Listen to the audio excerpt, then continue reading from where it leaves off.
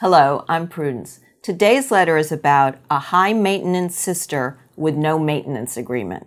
Dear Prudence, my 6-year-old daughter had a sleepover at my sister's home and was offered her iPad to play with. While walking to another room, she accidentally dropped it, shattering the screen. I immediately received a phone call from my sister, who said I needed to replace her iPad ASAP. I explained that I wasn't able to purchase a new one right away and offered to give her mine. This was not acceptable. Then I received a second phone call saying that only the screen needed replacing and that Apple could repair it for $250. I told her that my husband would give her the $250 when he picked our daughter up. Again, not acceptable. When my husband arrived, my sister had placed the iPad in an envelope and shoved it in my husband's face, telling him to deal with it. The nearest Apple store is over 100 miles away from us.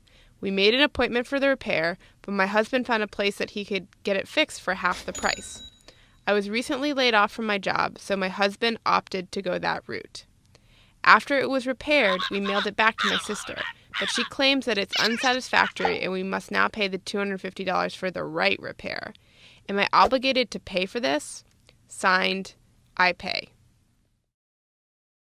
Surely out of the 800,000 or so apps in the Apple Store, there's one that instructs on the pitfalls of giving Apple devices to people in elementary school. Maybe there's even one for dealing with demanding siblings.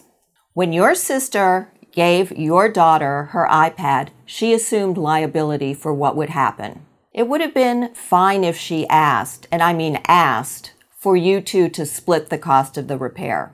But she insisted you carry the whole burden, which you did. Now the iPad is back in her hands, and you need to wash your hands of it. Politely tell her you can't spend any more time or money on the repair. Let's hope your sister is not so touchy that she would ruin her relationship with you and her niece over a touchscreen.